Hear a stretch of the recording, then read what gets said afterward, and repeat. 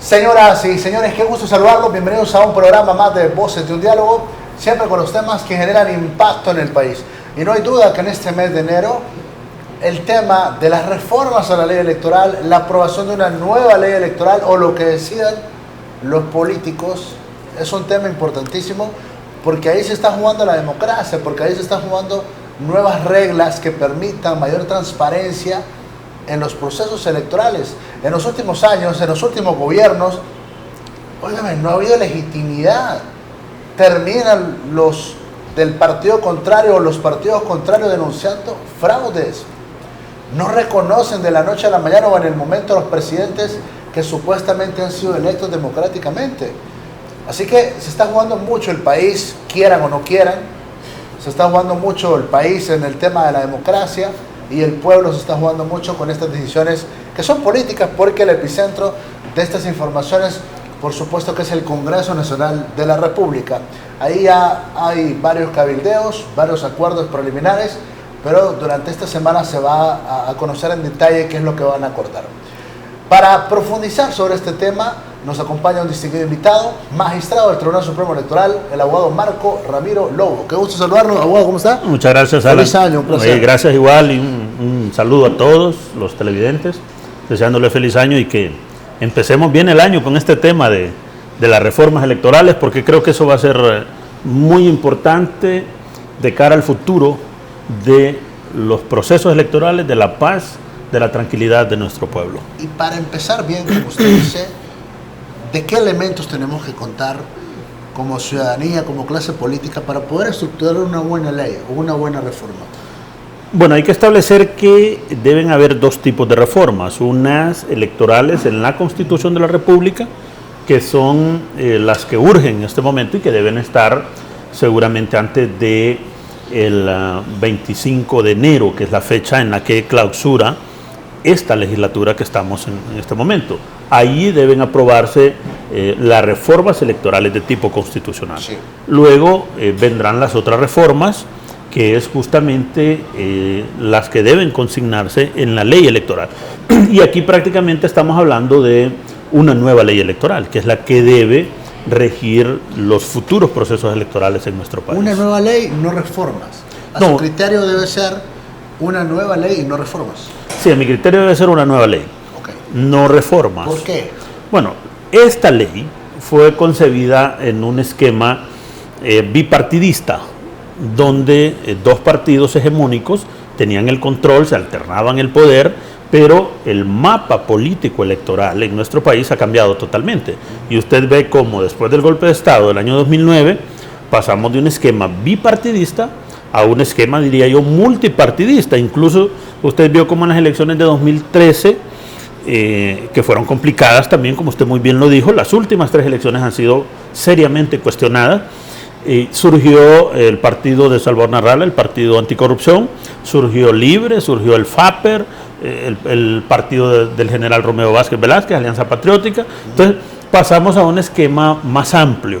La actual ley electoral tiene concepciones más para un esquema donde exista un sistema bipartidista. Ahora estamos hablando de un multipartidismo que requiere de cambiar algunas reglas, sobre todo en el tema de las mesas electorales. Usted no puede manejar una mesa electoral con 10 partidos políticos con 20 representantes en cada mesa, porque la ley establece que cada partido tiene derecho a un propietario y a un suplente en cada una de las mesas electorales. Y si cada uno de los 10 partidos designa un propietario suplente, vamos a tener mesas electorales de 20 personas. Y eso definitivamente es inviable. Además de que esas credenciales, usted sabe, se convierten en una mercancía, se trafica con ellas. Y esos son los puntos que van deslegitimando los procesos electorales. Cuando usted escucha que los partidos que tienen más recursos compran las credenciales de aquellos partidos que no tienen la capacidad para nombrar a todas las personas en la mesa. Entonces, eso ya le señala a usted que algo malo está pasando en nuestro esquema electoral. O sea, que usted el criterio que tiene que ese término de ciudadanizar la mesa. Sí. O sea, que determinar 3 personas máximo sean las responsables de una mesa y que no sean los partidos quienes tengan el control de la misma. Sí, debe encontrarse un sistema mixto. Hay muchas formas, ¿va? No hay una sola fórmula de decir salen los partidos o solo los partidos. Hay sistemas mixtos que permiten que los partidos tengan personas en las mesas, pero que no sean los principales protagonistas del desarrollo del proceso electoral, pero que sí tengan una acción para poder señalar algún acto irregular que se está cometiendo en una mesa o en un centro de votación. Entonces podemos integrar un sistema en donde el presidente de la mesa, el secretario de la mesa y el escrutador sean personas idóneas, sean personas aptas para desempeñar esos cargos, que puede ser seleccionadas a través de un proceso de concurso, de oposición, o un proceso a través de un organismo internacional como EA o el mismo tribunal electoral, si en el mismo radica la confianza de todas las fuerzas políticas. Entonces, la cosa es buscar una alternativa a lo que ha venido ocurriendo en los últimos procesos, el cuestionamiento a los representantes de miembros de mesa electoral. Y que no es un tema monitoreando las declaraciones de diferentes protagonistas que opinan y comentan sobre esta temática, no es un tema lo de Sí. las mesas. Enmarcan las reformas o una nueva ley en segunda vuelta y en el tema de la reelección. Lo toman como Claro. parte fundamental. Yo no sé en qué medida están ellos en la razón, porque escuchando su testimonio ahora mismo me llama la atención porque el tema de la mesa es clave. Sí, es clave. Fundamental. Lo que pasa es que como en la segunda vuelta electoral, o si usted habla de lo que se está señalando de crear un Consejo Nacional Electoral y crear un Tribunal de Justicia Electoral como un órgano jurisdiccional, obviamente esos temas son en la Constitución, Sí. o la misma regulación de la reelección, que tiene que quedar establecido en la Constitución de la República. Probablemente por eso es que están más en boga estos temas, pero si se logra superar estos temas constitucionales, entonces hay que enfocarse en los detalles de lo que tiene incidencia en los procesos electorales, lo que va manchando los procesos electorales. Yo le voy a dar un dato, por ejemplo, en las elecciones primarias del año 2017 del Partido Nacional, el Partido Liberal y Libre, existieron más de 13.000 actas con inconsistencias. O sea, En las internas. O sea, en las internas de los partidos. Sí. Más de 13.000 actas con inconsistencia. Borrones, actas en blanco, la suma mal hecha, números sobrepuestos sobre otros, o sea, remarcados. 13.000 actas. Significa que si usted hace la verificación de los ciudadanos que estuvieron sobre estas 13.000 actas, se va a dar cuenta que cometieron delitos electorales porque alteraron la voluntad del pueblo expresada en las urnas. Y ellos colocaron números, colocaron cifras que no correspondían. Entonces, vea usted lo grave del tema de la mesa electoral y los cuestionamientos que se dan cuando se producen los resultados en las mesas electorales, porque muchas veces las personas que van a las mesas electorales no han sido debidamente capacitados para desempeñarse en las mismas. o están sumamente capacitados, pero para hacer fraude. Exactamente. Ahora, en el eslabón, el tema de la mesa es una parte fundamental, pero supongamos que se logra reducir en un alto porcentaje el tema relacionado con el fraude en la mesa. Pasa a una estructura tecnológica. Así es.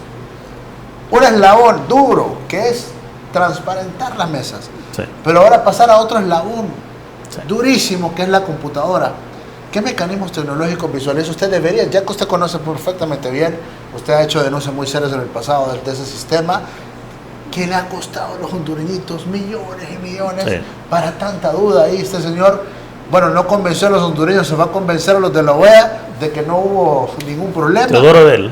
Me parece a mí increíble, se va a convencer al Claro. magro y no convenció al Ministerio Público en Honduras o al pueblo hondureño, me parece increíble. Entonces, de nuevo, saltamos al eslabón de transparentar la mesa, caemos al sistema tecnológico. Sí. ¿Qué considera debe ocurrir a su criterio? No, obviamente, mire, deben implementarse mecanismos tecnológicos, sobre todo en los temas de escrutinio, porque el grave problema nuestro es el escrutinio. Sí. Cuando usted ya tiene los resultados, entonces usted quiere que rápido se estén dando esos resultados. Pero obviamente por la forma en la que lo hacemos nosotros, que es una forma manual, obviamente eso hace que nuestro sistema sea muy lento. Y uno se pregunta cómo países como Brasil, con más de 100 millones de lectores. En media hora tienen la tendencia. Media hora, una hora ya tienen los resultados, ¿verdad? Con 100 millones. Sí. Obviamente tienen una alta tecnología y nosotros nos complicamos la vida con 6 millones de lectores. Entonces tenemos que hacer acopio de herramientas que nos permitan hacer los escrutinios en forma electrónica.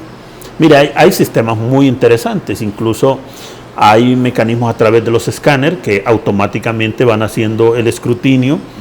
Usted marca por la persona que usted quiere, como siempre, pero usted introduce su papeleta en un escáner y el escáner luego hace el escrutinio. Al final usted toca una tecla y ese escáner le tira el resultado. Y si usted tiene dudas, lo verifica contra los votos físicos que tiene. Pero eso ya le indica a usted que está agilizando, que está sacando las manos humanas del escrutinio mismo, que es donde se genera. ¿Electrónico? Bueno, voto electrónico no es precisamente lo que nosotros necesitamos, porque obviamente, mire, voto electrónico requiere de una enorme tecnología, nosotros todavía tenemos algunas deficiencias. Voto electrónico solo existe en Brasil y en una parte del Paraguay, que tiene un sistema mixto, pero Brasil tiene diseñado una máquina especial para votar electrónicamente en esa máquina. Entonces, obviamente, eso no es tan fácil. No es tan fácil, pero obviamente va a requerir de mucha capacitación, de que si se va a implementar tiene que hacerse ya, porque tenemos que capacitar no solo a quien va a manejar la máquina, sino que al elector de cómo va a hacer uso de esa máquina.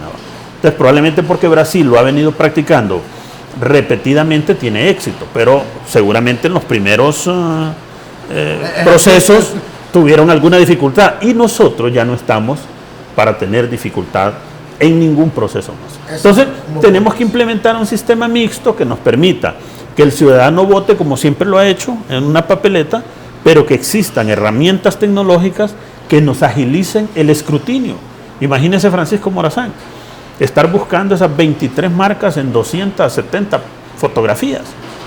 Por eso es que usted ve que terminan al siguiente día, después de las elecciones, de contar los votos de diputados, cuando fácilmente usted puede escanear esa papeleta mediante un escáner y automáticamente le hace el escrutinio y le asigna los votos a quienes le han correspondido. Ok, estamos planteando en este momento de la plática algo técnico, digamos. No hemos entrado a lo político, que es donde está el grave problema, sí, lo grueso. Esta es la parte técnica y quiero evacuar esa parte técnica en base a su experiencia. Quiero aprovechar su experiencia, si me lo permite, porque usted conoció muy bien, sí, ya conoció muy bien dónde está la trampa, dónde está. Bueno, fíjese que nosotros fuimos víctimas de eso. Y yo creo que el tema de la falta de legitimidad en los procesos, acá lo que ocurre es que se han agudizado las crisis. Sí. Porque ya ahora hubo muertos en el último proceso, sí, sí, ya hubo confrontación, se paralizó el país y ha venido caminando, pero ha venido caminando mal porque comenzó mal ese proceso. Sí. Yo creo que ni a los que ganaron, ni a los que perdieron, ni a los que participamos, le va bien ese tipo de cosas, ni a ustedes como autoridad. No le va bien, a usted lo puso en una encrucijada, en una disyuntiva, tener que denunciar acciones que no denunciaron sus compañeros magistrados, ellos legitimando un proceso, usted con algunas reservas. O sea, a todo eso se expone cuando no hay transparencia. Pero porque no se superan esta parte que es técnica, esta es la parte que debe de garantizarse para luego hablar de lo que me parece están poniendo en primera línea, insisto, están poniendo en primera línea en esta reforma o esta nueva ley el tema de la segunda vuelta y el tema de la reelección, como que esto es lo más importante. Sin embargo, aprovechando su experiencia de nuevo, le reitero que me parece que es importante este tipo de situaciones. Por ejemplo, el tema de las impugnaciones, el tema de las actas. Nosotros logramos acumular una cantidad impresionante de actas. Logramos determinar que literalmente ocurría lo siguiente. Y adelante, está en su casa. Sí, gracias. Kennedy, en la Kennedy. Entonces agarramos un acta de la Kennedy, un acta de Lato, un acta de Cerro Grande, para una muestra. Entonces nosotros tenemos el acta original, copia original. Sí. Pero la que está plasmada en el sistema decía así: Esdras Amado López, 0. Javier, 0. Alan, 0. Mario Suárez, 0. Don Aníbal 0. Pero en la nuestra aparecía Esdras con 40 y así sucesivamente. Sí. 0, 0. Pero entonces le decíamos al que a la hora de impugnar exactamente. Cambie el nombre. No las cambiaron. Sí. Bueno, mire, ese es uno de los grandes fallas de nuestro sistema electoral. Justamente el Tribunal Supremo Electoral, como único órgano electoral, conoce de las impugnaciones contra las actas que el Tribunal Supremo Electoral emite. Sí. Y resuelve sobre las impugnaciones sobre lo que el mismo tribunal ha fallado. Entonces, el tribunal en algún momento se convierte en juez y parte, porque usted impugna ante el tribunal un resultado que el tribunal ha declarado como válido. Entonces, obviamente el tribunal nunca va a anular sus propias resoluciones. Entonces, una gran falla en nuestro sistema electoral es que el organismo electoral actual se convierte en juez y parte. Por eso se habla de separar lo que es la función administrativa de los procesos, o sea, organizar las elecciones, quién va a imprimir las papeletas, la distribución, el montaje del proceso, pero crear un organismo que se convierta en un organismo jurisdiccional donde las personas puedan impugnar las resoluciones que emita este organismo, que es un organismo técnico. Una corte electoral. Hablemos de una corte electoral, que podría ser un tribunal de justicia electoral.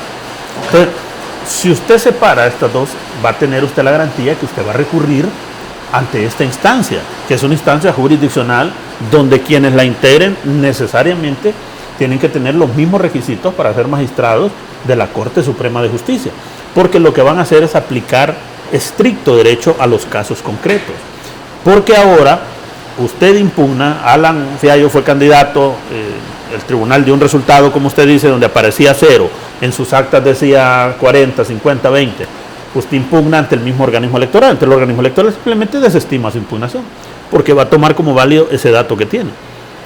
Pero si usted lo hace ante una instancia distinta a aquel va a pedir revisar, va a revisar su acta, va a revisar el acta que está, pero y obviamente va a emitir un veredicto más creíble. Pero eso mismo, cuando llega a la Corte Suprema de Justicia, por ejemplo, a la Corte... ¿Qué habría diferencia? ¿Por qué? Sí, a la Corte solo se llega mediante amparo. Estamos de acuerdo. O sea, usted no va a impugnar, no va a presentar una impugnación. Si yo presento un amparo, no va a llegar a la Corte. Exacto. Pero hay quienes consideran que también se debe cortar esa posibilidad de que vaya a la Corte Suprema de Justicia. Sí, debe ser esa. La misma sala o el mismo tribunal. El mismo Tribunal de Justicia Electoral debe ser instancia única, donde usted pueda incluso agotar ante ese mismo tribunal un amparo estrictamente electoral, para que no tenga usted que recurrir a la Corte Suprema de Justicia, a la Sala de lo Constitucional. Mire usted lo que pasó con la Sala de lo Constitucional de la Corte Suprema de Justicia en el caso del municipio de San Luis, si usted se acuerda. Sí. El tribunal falló de una forma, se pusieron un recurso de amparo, la Sala Constitucional modificó la resolución del tribunal, donde había declarado ganador a un candidato, al candidato del Partido Liberal. Luego tuvo el tribunal que desarrollar unas nuevas elecciones y al final resultó ganador el que el tribunal había dicho. O sea, una gran vuelta para quedar en el mismo punto. No, pero esos son los que se fueron a la moneda, ¿verdad? Exactamente, a la moneda, exacto. Se fueron a la moneda, resultó ganador el del Partido Liberal, la Sala de lo Constitucional anuló ese fallo que está consignado en la ley electoral y de las organizaciones políticas. Que fue político. Fue político, exactamente, pero la Sala de lo Constitucional, lejos de abonar al fortalecimiento, lo que hizo fue complicar, porque hubo que practicar un nuevo proceso electoral. Bueno, y me llama la atención de ese papel de la Corte, a través de la Sala Constitucional, que por ejemplo hubo un diputado hace 2 o 3 periodos, lo recuerdo, saludos para él, Teófilo Enamorado en Empira. Sí. Sale electo y llevaba un año levantando la mano en el Congreso. Y después de un año se llevó a cabo la resolución. Sí. Entonces digo yo, bueno, si la resolución no hubiese sido dejar sin efecto su candidatura, sí. ¿Qué pasa con todo el año que legisló? Así es. Eso no debe ocurrir. Entonces usted ve la gran falla que hay en nuestro sistema electoral. Entonces se necesita necesariamente tener un organismo superior de justicia electoral especialista en temas electorales. Porque la Sala de lo Constitucional no es precisamente su especialidad la materia electoral. La materia electoral tiene muchas variantes, tiene muchos aspectos que quien va a resolver tiene que conocerlos. y tiene que estar empoderado de ese tema. Por eso es urgente hacer esta separación, crear ese nuevo organismo y que realmente se convierta en un organismo garante de los derechos de los ciudadanos y de los mismos electores. Ahora, hay otro problema ahí, que es el tema de la integración. Es otro de los graves conflictos que ahora mismo es una realidad. Tradicionalmente, como ustedes decían, acá hemos convivido con el bipartidismo. Antes los tres magistrados, como está ahora mismo, un nacionalista, un liberal, uno de la democracia cristiana, y antes estaba como suplente el Pino. El Pino, sí. Tradicionalmente el Pino, lograron ustedes a través de la política alcanzar una magistratura también. Pero ahora dice Libre, nosotros somos la segunda fuerza. Y el Partido Liberal reclama que es un partido tradicional. Y hasta la RALA está pidiendo magistrados en el organismo electoral. A su criterio, ¿cómo debería de manejarse este tema? Bueno, mire, las dos opciones están planteadas claramente. O tenemos un organismo electoral partidizado con representantes de partido en donde estén consignados las principales fuerzas políticas, o avanzamos a un tribunal donde no tengan injerencia las fuerzas políticas, pero que indudablemente tendría que ser con ciudadanos notables, porque si usted lo hace por oposición, donde el Congreso Nacional va a elegir nuevamente, entonces seguramente que usted va a encontrar que los partidos siempre van a escoger a personas que sean afines o personas que respondan más a esos intereses. Entonces, si se va a hablar de un tribunal al margen de los partidos, usted tiene que integrarlo con personas notables de la sociedad que gocen del consenso en general de la sociedad, para que pueda ser este equipo de ciudadanos quienes organicen las elecciones. Ahora, sabemos que no va a ser así. Bueno, pero serían las dos. Lo ideal. Sería lo ideal. Pero sabiendo que no va a ocurrir eso, que va a ser una repartición entre las fuerzas políticas, ¿cree usted que debería entonces integrarse a Libre? ¿Cree usted o cómo cree que debería distribuirse? Bueno, mire, aquí cerca de Honduras, en El Salvador, resolvieron ese problema. Recuerde usted que allá hay una pugna derecha-izquierda marcada, incluso más marcada que la que hay en nuestro país. El Frente de Farabundo Martí y el Partido Arena. Entonces, allá en El Salvador lo resolvieron fácil. Los primeros 5 lugares en la votación ocupan los primeros 5 puestos titulares en el Tribunal Supremo Electoral. El partido que gana ocupa la presidencia, el segundo, tercero, cuarto y quinto. Y el resto de partidos se integran como suplentes. Eso lo hacen en El Salvador porque tenían igual ese mismo problema. Con el convenio que tienen allá, que no debe ser una persona de una militancia radical, digamos, no debe ser un activista, no debe ser un dirigente, pero sí debe ser una persona que lo designe ese partido, procurando ser lo más objetivos en relación al desempeño que deben tener los mismos en el organismo electoral. ¿Deberían aplicar ese mecanismo? Yo creo que serviría mucho, porque si usted integra al Partido Nacional, al Partido Liberal, al Libre, en el Tribunal Supremo Electoral, por lo menos ahí tiene usted las 3 principales fuerzas políticas. Y obviamente el ingeniero Salvador Narrala tiene esa dificultad que no tiene partido, perdió su partido, pero indiscutiblemente es una persona que es reconocida en la sociedad, incluso fue candidato presidencial de una alianza, ¿verdad? Entonces tendría que analizarse esa posibilidad, ver la posibilidad de que las principales fuerzas políticas estén en el Tribunal Supremo Electoral, pero que además tengan el compromiso de no partidizar, de no radicalizar las decisiones al interior del organismo electoral, porque nosotros estamos prácticamente al filo de la navaja. Usted lo dijo, venimos de la crisis del 2009, donde Porfirio Lobo Sosa y Elvin Santos no lograban un acuerdo. Venimos de la crisis de 2013, Xiomara Castro con el actual presidente, y ya venimos a esta crisis de 2017, donde ya existen hondureños, compatriotas que perdieron la vida.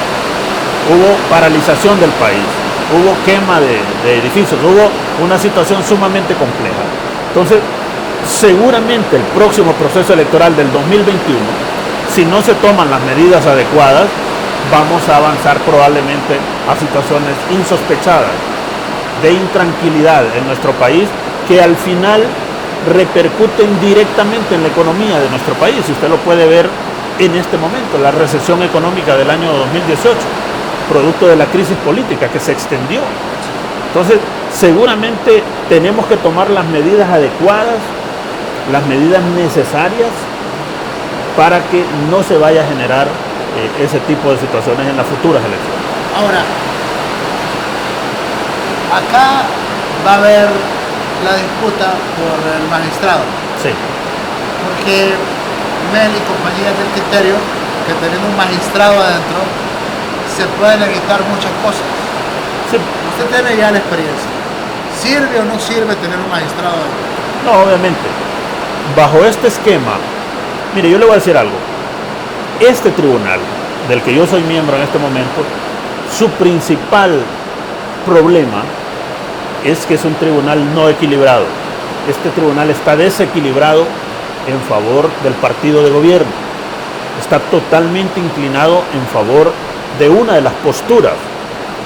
Entonces, obviamente, cuando usted tiene eso, quien está afuera enfrenta una enorme desventaja. No tiene acceso a la información, no sabe cómo se desarrolla un escrutinio, no sabe cómo, como lo dijo usted al principio, la parte informática, cómo se están contando las actas, no sabe usted si los resultados que se están divulgando, esos son los resultados reales. ¿Usted no tuvo acceso a nada de eso? No, yo tuve acceso, yo estuve viendo todo la forma, por eso expresé lo que en su momento dije, ¿verdad?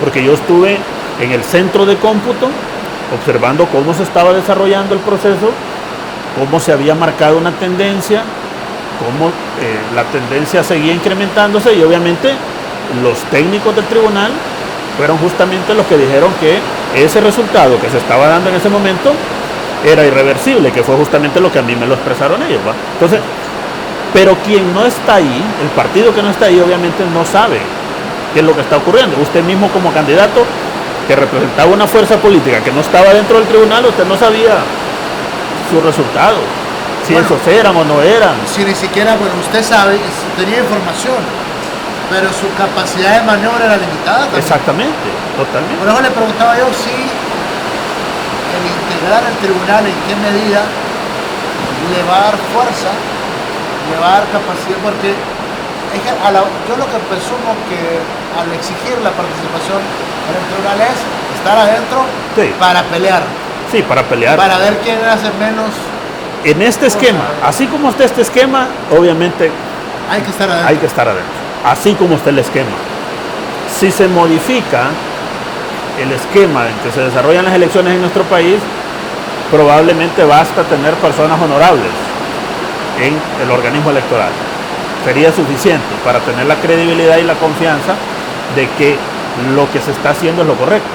Pero en este esquema, donde quienes están representan intereses de partidos políticos en detrimento de los que no están, entonces obviamente sí se hace necesaria la participación de las demás fuerzas en el organismo electoral. Así como se están planteando las cosas, ¿hay fuerza política en su partido para continuar en el tribunal? ¿O cree usted que se ha venido dando un debilitamiento que los está dejando fuera del esquema? Bueno, mire, yo creo que los futuros procesos electorales... Le agrego sí, además el posicionamiento suyo en el último proceso. Sí. Que incomodó mucho. Sí. Le molestó a la clase gobernante. No, en mi caso, como persona, obviamente vamos, y todos los que estamos, los 4 magistrados, debemos vacar en nuestras funciones. Creo que debe, si se va a hacer una reforma, una transformación al sistema electoral, lo primero es que los 4 que estamos debemos dejar nuestros cargos, como lo vamos a dejar a partir del mes de mayo, y deben nombrarse personas nuevas que se empapen en este tiempo, van a tener suficiente tiempo para organizar los 2 procesos o 3 procesos electorales si llegase a darse la segunda vuelta electoral. Porque se tiene que organizar el proceso electoral primario de los partidos, y usted sabe, es el proceso más grande, donde 3 partidos políticos desarrollan sus elecciones primarias. Tiene que darse En todo caso, la primera vuelta electoral, que tendría necesariamente que correrse la fecha para probablemente el mes de octubre, y tendría que darse la segunda vuelta electoral, que siempre tiene que darse en el mes de noviembre, el último domingo del mes de noviembre del año 2021. Todas esas fechas tienen que correrse. Por eso los tiempos están ajustados para que las reformas se hagan en el 2019. Porque ya el 2020 entraríamos probablemente al primer proceso electoral, que sería el proceso electoral primario de los partidos políticos. 2021 evacuaríamos primera vuelta electoral y segunda vuelta electoral. 3 procesos electorales que tendría que ser con nuevos magistrados y con un nuevo tribunal. Si un magistrado se reelige, yo creo ¿mal que mensaje o no? se deslegitimaría todo el proceso. Si uno de los cuatro, cualquiera de los 4, se reelige en ese tribunal, creo que el proceso de reforma se deslegitimaría y obviamente no estaríamos hablando realmente de una modificación y una voluntad de transformar. Si en las negociaciones políticas le ofrecen ser reelecto. No, yo lo he expresado públicamente, creo que hemos cumplido un papel dentro del organismo electoral. Nosotros ya finalizamos, no vamos a aceptar más continuar en el organismo electoral, porque creemos que ese es un aporte importante que podemos hacer nosotros a nuestro sistema electoral, ¿verdad? O sea, cumplimos un rol, cumplimos un papel dentro del organismo electoral, es suficiente. Mi criterio es que ninguno de los 4 debe continuar en el tribunal. Debemos darle paso a nuevas personas que tengan probablemente una visión un poco más amplia de lo que debe ser la organización de un proceso electoral, por la responsabilidad que va a implicar organizar las elecciones del año 2021. Ok, ahora, el tema relacionado con la segunda vuelta, balotaje le llaman en otros lados. ¿Existen las condiciones en Honduras para poder aplicarlo? Libre, por ejemplo, está condicionando el apoyo al paquete de reformas o a la aprobación de una nueva ley al tema de la segunda vuelta. ¿Es posible poder aplicarlo en el país? Mire, de acuerdo a las características de nuestro sistema electoral y a los últimos procesos electorales, la segunda vuelta es una alternativa real en nuestro país. ¿Se imagina usted lo que nos hubiésemos ahorrado si ese resultado estrecho que se dio entre el Partido Nacional y la Alianza se hubiese dirimido en una segunda vuelta electoral? Seguramente nos hubiésemos ahorrado vidas humanas, todo el daño a la economía, y hasta dinero. Mucho dinero por toda la pérdida que hubo. Entonces la segunda vuelta aplica para nuestro país, porque la segunda vuelta es una, para darle mayor legitimidad a quien va a ejercer la presidencia de la República, y 2, para dirimir cuando los resultados no son claros, no son contundentes. Entonces, en nuestro país aplica perfectamente la segunda vuelta electoral. Y yo esperaría, confiaría que el Congreso Nacional pueda tomar, entre otras reformas electorales, el tema de la segunda vuelta. Lo mismo que el tema de la reelección. El tema de la reelección debe ser consultado en un plebiscito, porque usted no lo puede aprobar mediante un paquete de reformas electorales, sino que consultarle al pueblo hondureño si está de acuerdo o no con la reelección. Pero ya es una realidad. Bueno, ese vacío. Yo les pregunto a varios abogados, dígame qué artículo está. Sí, no está. No Entonces, está. Acá Bueno, decía lo vea, es algo ambiguo, único sí, en el mundo quizás. de hecho no está regulada. Ajá. Usted no sabe. Está abierta. Sí, está abierta. Bueno, no sé si existe. No se sabe. Pero exactamente. en la práctica sí. En la práctica sí, pero obviamente no está consignada en la ley. Usted sabe que es un tema tan delicado que debe tener un capítulo especial en la ley electoral. En la misma Constitución de la República debe decir taxativamente, claramente. Entonces, ese tema debe dirimirse a través de un plebiscito. Consultarle al pueblo hondureño si está de acuerdo o no. Si el pueblo hondureño dice sí, hombre, pues se regula. Si el pueblo dice no, se elimina, porque tenemos esas 2 herramientas, el plebiscito y el referéndum, que están consignadas en la Constitución, que no hemos hecho uso de ellas y que creo yo que ya es necesario la implementación de este tipo de consultas. Pero para que usted haga esa consulta, usted necesita un nuevo organismo electoral que genere confianza.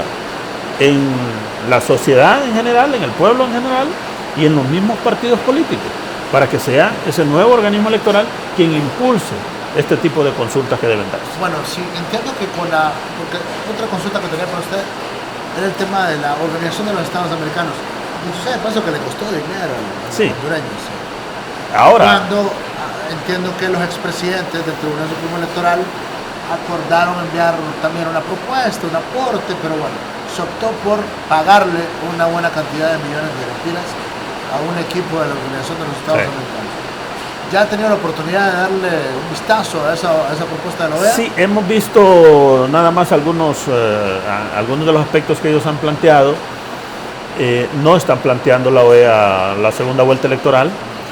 La OEA, esta misión nos reunimos 2 veces con el Tribunal Supremo Electoral y ellos, intercambiamos algunas ideas.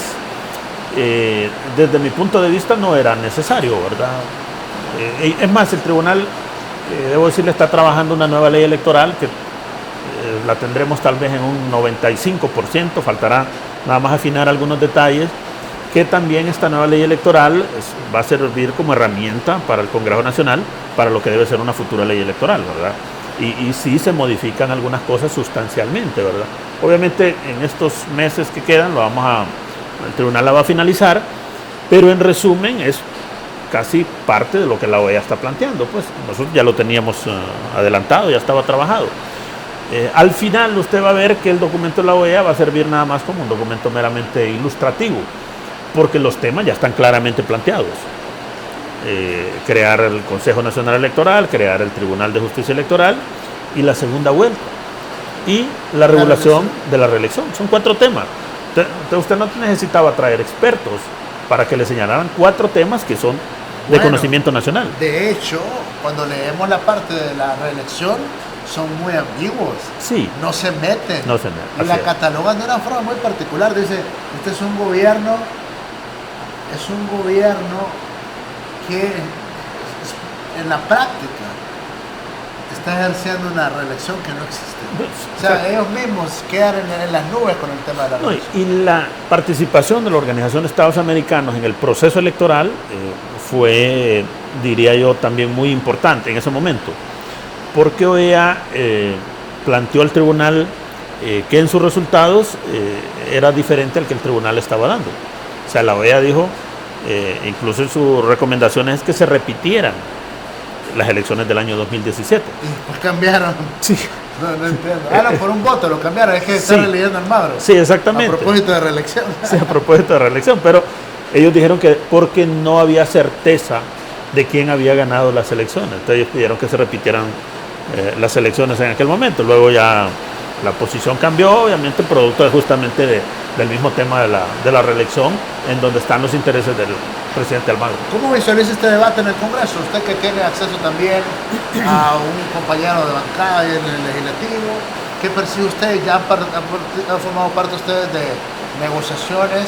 ¿Se ha dado cuenta usted de negociaciones? ¿Cómo marchan? ¿Cómo caminan?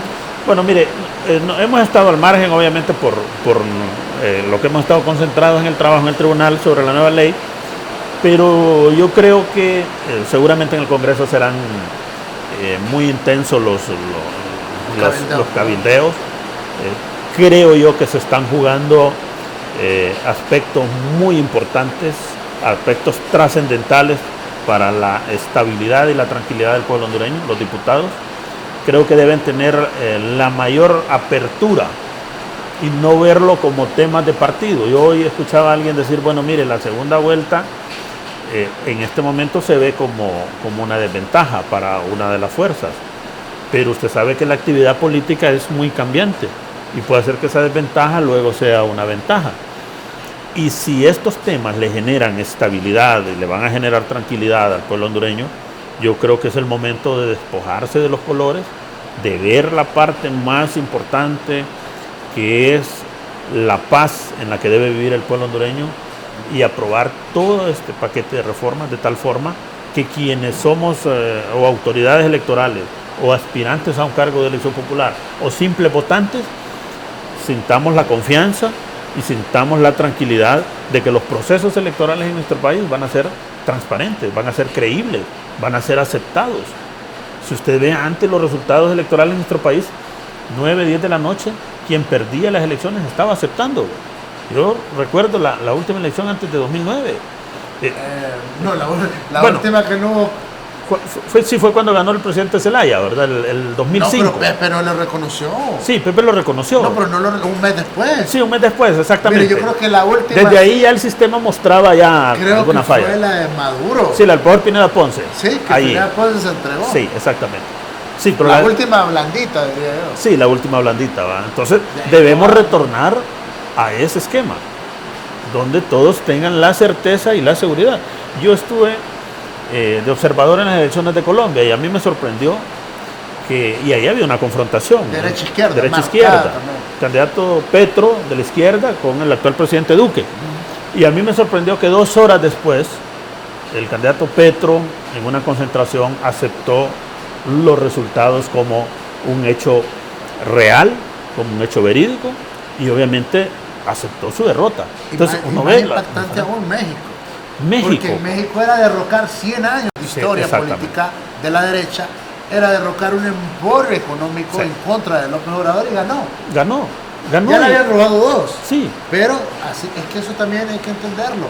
O sea, este sistema hondureño es muy imperfecto. Yo recuerdo y no se me olvida, me ratificó lo que usted ya me había dicho antes, el doctor Augusto Aguilar, que estaban ustedes ahí en una reunión y que le tocó a usted cuando le pidieron que explicara qué ocurría en Honduras. Sí. Y que todo el mundo se quedó con la boca abierta cuando usted les dijo lo que estaba ocurriendo en el país. Sí. Tan imperfecto. Entonces yo creo que tenemos que aproximarnos un poco a la credibilidad. Mire, abogado, es que es bonito robarse las elecciones y acá se equivocan. Porque acá solo cuestionan a nivel presidencial. Grave error, por eso tenemos grandes problemas en el Congreso. Claro. Acá se conforman o se centran en cuestionar la elección presidencial. Oigan, 61 diputados del Partido Nacional y nadie dice nada, nadie dijo nada. Hoy ya vemos las acciones, por eso ellos controlan el Congreso. Y a nivel de los alcaldes también hubo muchas cosas. ¿Qué pasa? Que si no se le apuesta a transparentar los procesos, si ya hubo muertos, yo siento que sí hay voluntad de todas las partes. Ahora, yo le pregunto, ¿es que el Partido Nacional así nomás se va a dejar quitar este sistema que ya le ha permitido ganar 3? No una, 3. Sí, no, por un lado, pensando como el abogado del diablo. Sí. Ok, se va a dejar quitar el Partido Nacional este esquema que le ha permitido 3 elecciones continuas. Y por otro lado, ¿cómo puede hacer la oposición para revertir esa situación que le permita poder ganar poder? Bueno, mire, yo creo que los partidos deben entender que quienes tienen la facultad de ratificar un gobierno, modificarlo, es el pueblo. Y lo que se debe respetar es la voluntad del pueblo hondureño. Para mí no debe ser que continúe un partido en el poder per se, a costa de lo que sea. Al contrario, debe ser la medicina para esta falta de credibilidad de los procesos electorales. La medicina es más democracia, que los procesos sean más transparentes, más abiertos, que se puedan fácilmente auditar, fácilmente verificar, que no exista la maniobra. Lo que pasa es que nosotros nos hemos ido metiendo en una trampa, los hondureños, y nos hemos ido metiendo en una trampa después del 2009, en donde han querido establecer como que una fuerza política tiene que dominar y tiene que seguir a costa de lo que sea. Y ya vimos lo que ocurre cuando se irrespeta la voluntad del pueblo hondureño. Entonces, lo que necesitamos en este momento es una transformación total de la forma en que se han venido desarrollando los procesos electorales. Ya el 2005, que usted lo recordó, ya se dio la primera mini crisis, que no pasó de un mes, entre Porfirio Lobo y Manuel Zelaya. No pasó de un mes porque al final el expresidente Porfirio Lobo aceptó. El 2009 volvimos a vivir otra mini crisis entre el expresidente Lobo y Elvin Santos. El 2013, el 2017 y cada vez lo vamos agravando. Entonces se va a agudizar. Y usted tiene la certeza, la seguridad, que si no hay reformas electorales que dejen satisfechos a todos los actores políticos, el próximo proceso electoral será no una elección, será una guerra. A lo que nos vamos a preparar es para ir a una guerra. Bueno, ya hay comandos, de Ya, hecho. bueno, pero lo que le quiero decir es que la gente no va a ir no se va a convertir en una fiesta cívica, porque todos vamos a ir con la duda, con la incertidumbre de qué va a pasar, y todo el mundo ya va a estar predispuesto. Créalo, Alan y todos los televidentes, si no hay reformas electorales que dejen satisfechos a todos los actores y al pueblo hondureño, el próximo proceso va a ser una batalla campal. Mire cómo han sido los procesos electorales. Hasta las 4 de la tarde o 5 de la tarde, los procesos han sido, diríamos, medianamente tranquilos. Usted no, tal vez un incidente, 2 incidentes. La gente va, vota con normalidad. Si no hay reformas electorales, tenga la plena seguridad que los incidentes no se van a dar después de las 4 de la tarde o cuando inicie el escrutinio. Se van a dar antes, porque ya todo el mundo va a estar predispuesto. Los representantes de mesa se van a ver sometidos a una enorme presión, o el que altere un acta o el que altere una urna, y seguramente habrán muchos incidentes. Entonces, este es el momento oportuno para atajar eso que seguramente, si no hay reforma, se va a evidenciar en muy poco tiempo. Y vamos a entrar en una nueva crisis que va a afectar a la economía, y vamos a tener esas enormes migraciones de hondureños. Eso le muestra a usted, la migración, que los ciudadanos ya están desesperados y que prefieren irse del país bajo cualquier precio. Si se impone reformas a la medida del actual statu quo, Sí. ¿qué va a pasar? No, es difícil. Se van a generar, situaciones muy complejas. Las reformas no deben ser a la medida de nadie. No deben ser a la medida de un partido o a la medida de un candidato. Las reformas deben ser para cubrir las necesidades de transparencia en los procesos electorales.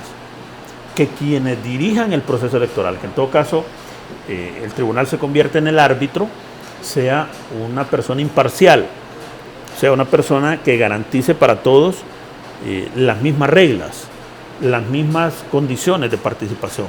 Porque si se generan ventajas para uno y otro, obviamente ya le está reflejando a usted de alguna manera que hay un favoritismo y que se va a generar inconformidad. La mayoría de los países de América Latina, de México para abajo, han logrado resolver sus problemas electorales. Solo nosotros, los hondureños, estamos todavía trabados en lo de los procesos electorales. Usted vio Guatemala, lo resolvió fácilmente cuando ganó Jimmy Morales. Usted puso el ejemplo de México. El mismo El Salvador, el presidente Sánchez Serén ganó, escúchelo bien, por un poco más de 6,000 votos. Y tuvieron la capacidad de dirimir en 6,000 votos. Aquí fueron 50,000 y se generó una... Y hay guerra. Hay guerra. En El Salvador, que vienen de una 6,000 guerra, votos. 6,000 votos fue la diferencia entre el Frente Farabundo y el Partido Arena. Bueno, Donald Trump. Bueno, Esa Donald Trump elección de Donald Trump no fue nada fácil. no fue nada fácil, fue sumamente complicado, claro, es por el sistema norteamericano, ¿va? Donde no necesariamente las mayorías, quienes más obtienen más votos ganan, porque Hillary Clinton obtuvo 2 millones de votos más que Donald Trump, pero perdió el colegio electoral, porque es a través de una elección de segundo grado. Ajá. Entonces, pero son Y es esquemas. cuestionada también. Cuestionado. Estamos de acuerdo, nada es perfecto. Ya Nada dicen es que los perfecto. rusos metieron más que las manos Sí. en el Bueno. tema. Entonces, ningún sistema es perfecto. Pero yo creo que, si me permite la conclusión, hay que aproximarnos a lo más transparente. No, y debemos dar más democracia. Yo repito, la medicina en este momento para estas crisis es más democracia. Bueno, Que nuestros procesos sean más transparentes, sean más confiables, más creíbles, que quienes asuman la responsabilidad, no solo en el tribunal, en el Registro Nacional de las Personas, que usted sabe es otra papita humeante, otra papita caliente. ¿y esa intervención cómo la ve? Creo que está ayudando mucho, creo que está generando Porque hay incluso... equilibrio. Sí, hay Interno. bueno, exactamente, usted ve que hay equilibrio. Sí. Ahí nombró uno el Partido Liberal, Partido Nacional Y se el llevan Partido bien. Libre. Se llevan muy bien. Se llevan bien y han logrado ponerse de acuerdo en los temas institucionales, que eso es fundamental, ¿verdad? Creo que lo mismo debería institucional. ocurrir en el tribunal, ¿no? Exactamente. Okay, Obviamente el tribunal es diferente porque usted todos los días aborda temas de interés que afectan o perjudican a uno, pero la actitud de quienes llegan al tribunal debe ser la misma: hacer un abordaje estrictamente institucional y no partidizado de cada uno de los temas. Por ejemplo, mire, el tema del Censo Nacional Electoral, la base la elabora el registro. El registro habilita a los hondureños y se los pasa al tribunal, y el tribunal los incorpora. Todos los jóvenes que en este momento están cumpliendo 18 años, tramitan su tarjeta de identidad, automáticamente el registro lo pasa al tribunal y el tribunal los incluye en el censo. Pero cuando usted va a sacar su tarjeta de identidad por primera vez, le preguntan dónde vive, cuál es el centro de votación más próximo, y usted le proporciona sus datos al Registro Nacional de las Personas, no es al tribunal. Entonces, esta institución es clave en la elaboración del Censo Nacional Electoral. Entonces, tiene una estricta vinculación. Entonces, las dos instituciones deben tener la misma predisposición para desarrollar en forma transparente cada uno de sus actos. Obviamente, el registro es una institución permanente que registra todos los actos de nuestra vida, desde que nacemos hasta que morimos. Hay quienes consideran que debería existir un documento como en México, creo que es ¿verdad? Sí, en México. Un documento adicional para... Pero el documento de identidad sí implica un costo. Imagínense que no podemos hacer ni la nueva. Sí, ni la nueva tarjeta de identidad. Se imagina el otro costo y la guerra que significaría hacer uno nuevo, darle una nueva... Y la legitimidad del documento. La legitimidad, si está inscrito o no está inscrito. En realidad no es necesario. Creo que la identidad ha servido mucho, porque cuando hemos ido a votar, siempre nos encontramos, siempre estamos ahí. No es que nos han sacado o desaparecemos del censo. Siempre hay algunas dificultades, porque siempre hay problemas técnicos, sobre todo con el tema de los ciudadanos que fallecen. El último proceso electoral fuimos con 200.000 ciudadanos fallecidos que estaban en el Censo Nacional Electoral. Y que probablemente votaron. No lo sé, pero habían 200.000 ciudadanos que ya habían fallecido y que no habían sido depurados del censo. La nueva identidad nos va a permitir depurar de una vez por todas el censo, obviamente depurar a estos ciudadanos que han fallecido, porque ya no van a poder hacer su trámite personalmente, y nos va a dar un censo probablemente un poco más real. Qué gusto platicar con usted. No, igual, Alan. Muchas gracias. Abogado Marco Ramiro Lobo, magistrado del Tribunal Supremo Electoral. Hoy acá en Voces de un Diálogo abordando este tema importante, trascendental para la vida democrática en el país. Cerramos Voces de un Diálogo. En nombre de la licenciada Gaby Campos está al frente de la producción. El ingeniero Baster es el encargado de la coproducción. Se incorpora Manu también acá al trabajo de Voces de un Diálogo. Señoras y señores, yo soy Alan Fierro. Los dejo con estos muy importantes anuncios. Véanlos, por favor.